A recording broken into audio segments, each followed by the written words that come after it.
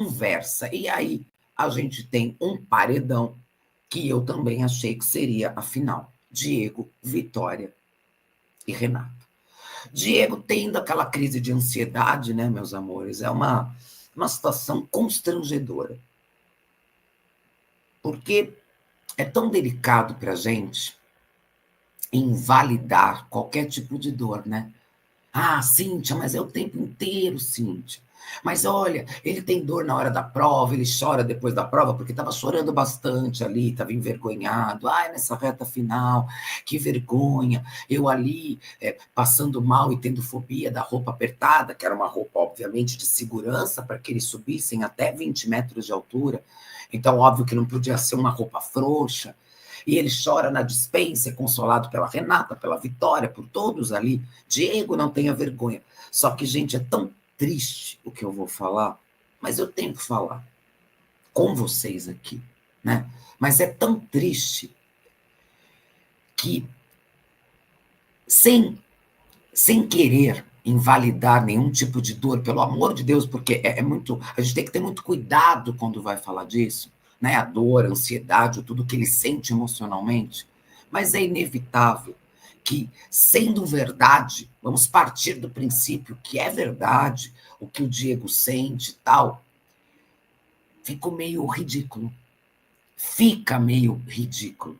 Cansou o público. Eu não posso vir aqui e falar que não. Sabe, se tornou um ciclo, um ciclo vicioso. Eita, posso lá beber água.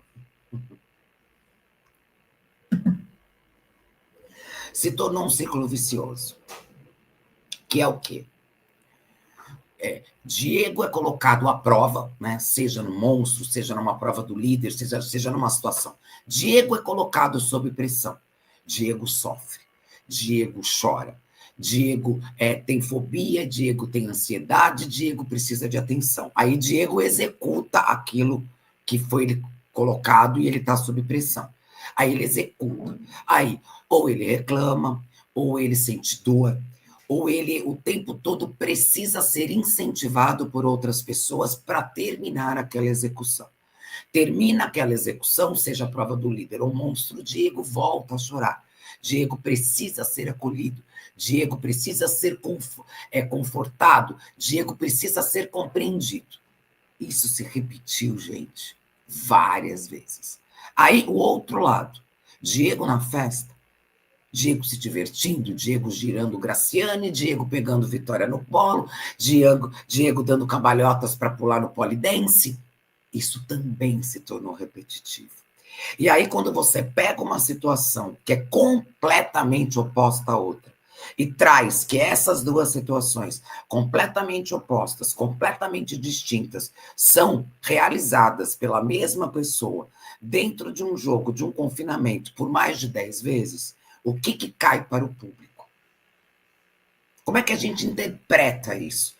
Como é que a gente interpreta situações repetitivas, repetidas, incessantemente, de maneira cansativa, de comportamentos emocionais, ou muito alegres, ou muito deprê, da mesma pessoa, sendo que a deprê, a tristeza, a ansiedade e o choro é sempre relacionado a algo que é mais complicado, e, por outro lado, ele nunca sente isso, e nem a dor, e falo inclusive da dor, quando é diretamente ligado a uma festa ou algo de prazer. Gente, não tem como controlar essa mente humana em massa. Que é o quê? É a sensação que a gente tem quando se depara com uma situação assim.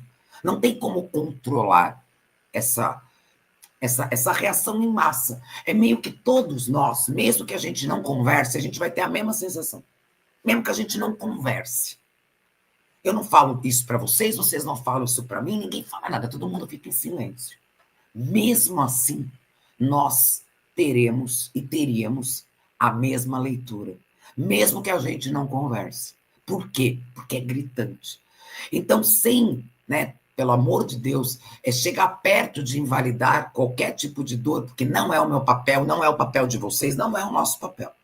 A gente ficar apontando e pondo o dedinho em feridinha dos outros, dizendo, não dói. Não, você está mentindo que não dói, você está lá cavucando a carne viva. Não, não é nosso papel esse. Mas é nosso papel, talvez isso, César, Danúbio, a galera toda que está chegando aqui, tá? Analisar isso. É um comportamento emocional. É mimado? É carente? Precisa sempre ter essa atenção, precisa sempre que alguém chegue e fale, calma, meu menino, você é forte, você é incrível, você consegue. Por que isso? Por que isso? É algo da mente, né? A mente dele, a mente humana, que ele já com certeza faz terapia, que ele precisa tratar, que ele precisa melhorar por ele. Porque não tem como a gente assistir o BBB e passar ileso diante do comportamento do Diego. É a hora que manda assim, será que é teatro? Será que é atuação? Será que isso é pura falsidade programada? Ai, agora eu vou passar uma... Dá margem a que a gente pense isso. E não dá para culpar a gente quando a gente pensa isso. Dá margem a isso. Concordam, meus amores? Kelly Moreira, Nelly Fernandes, Gata Garota, Marisa Sena, aqui, ó. Diego usa palavras que é criança adulta. Ele mesmo se definiu assim. Não foi, Marizinha? Baianinha reforçando para a galera mandar superchat, stickers para ter a sua mensagem em destaque e ajudar o canal. E a Anizinha mandou outro superchat, eu já leio, meu amor. Não repetir comentários, diz a Supazine. Por favor, gente, quando repete muito comentário, vai travando. Fica chato o chat. Vocês sabem o quanto eu gosto de rolar o chat, sabe? Vai para cima, vai para baixo, comentários pertinentes, galera que vai chegando, interagindo. Quando você repete o comentário, isso vai travando, vai trazendo uma leseira, né, para o nosso chat. Então, é verdade, reforçando aqui, ó. Diego usar palavras como uma criança adulta na defesa. Sim, Marisa, é complicado. É complicado, gente, como criança adulta. A minha irmã ontem falou uma outra coisa também. Eu sei que vocês, o tempo todo, a gente vem falando disso. Gente, o cara é medalhista olímpico. Olha a pressão que o Diego já passou nessa vida, competindo nas Olimpíadas, nos mundiais, contra países do mundo inteiro. Aquela pressão, as atenções voltadas para ele, para a seleção brasileira de ginástica olímpica. Ele é uma inspiração, ele tem quase 40 anos de idade. Com cirurgias, com dor nas costas, porque é verdade, o próprio irmão dele falou, ninguém está dizendo que não é verdade. Ele passou 10 anos da profissão dele como ginasta lidando com a dor, das cirurgias, dos pinos nas costas. Nada disso é mentira. Mas, meu Deus do céu, será que lá na Olimpíada, quando ele ia disputar e disputou e ganhou a medalha de prata, ele precisava que alguém ficasse assim para ele, calma, Diego, calma, calma, você vai entrar, calma. Gente, cadê a disciplina? Cadê? Porque eu fico imaginando atletas, né? Atletas de alto padrão. Eu joguei na Olimpíada do meu colégio. Sei que muitos de vocês talvez também tenham jogado.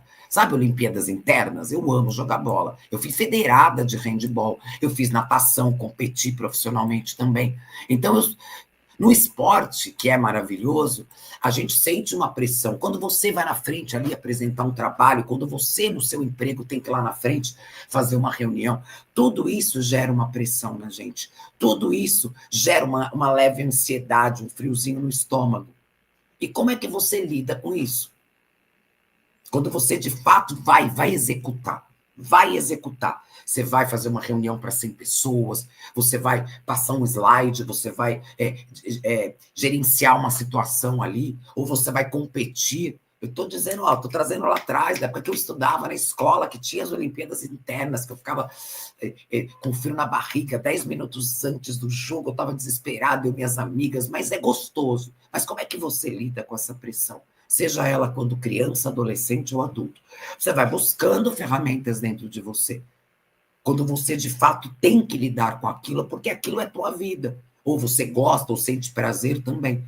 Então, você vai encontrar, todos vocês aqui, eu tenho certeza, vocês encontram algum tipo de equilíbrio interno para poder executar aquilo e não passar vergonha. Poxa, o Diego é um atleta de alto nível. um cara de Olimpíada. Quais eram as ferramentas que ele recorria para não travar, né? O cara vai lá fazer o solo, ele vai travar no ao vivo? Ele vai travar ali, ele vai precisar que as pessoas venham e fiquem, calma, Diego, vai. Diego, o Brasil inteiro, o mundo inteiro está te vendo, vale uma medalha, estamos nas Olimpíadas? Não, né?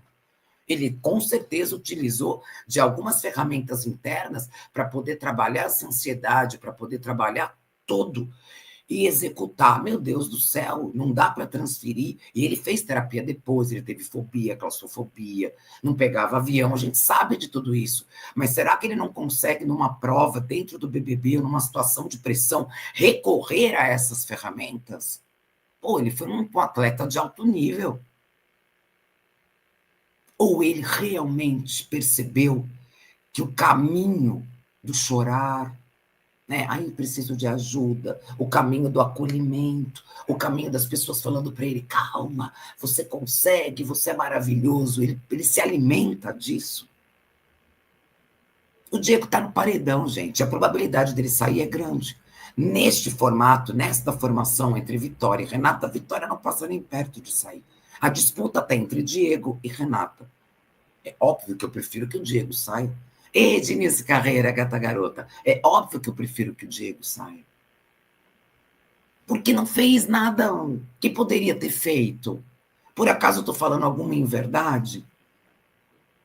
Sabe, ficou meio planta, meio moroso. Além dessa parte emocional, psicológica, que eu já desenvolvi aqui com vocês, tem a parte de jogo. O Diego teve nas mãos o enredo do embate com a Graciane, ele teve nas mãos o embate com o Gabriel lá atrás, quando questionou a ansiedade dele. Ele poderia ter se posicionado de uma maneira diferente também, mais firme. O problema do Diego, e acho que a Dani Hipólito e a permanência da Dani Hipólito, eu acho sim que atrapalhou o jogo do Diego. Eu acho. Lá atrás, naquele terceiro paredão, eu lembro que eu levantei essa questão aqui, eu levantei a questão, não é que eu achava que podia resolver, eu levantei a questão. Gente, será que não seria interessante? Porque ali, naquele terceiro paredão, o Diego estava bem pra caramba.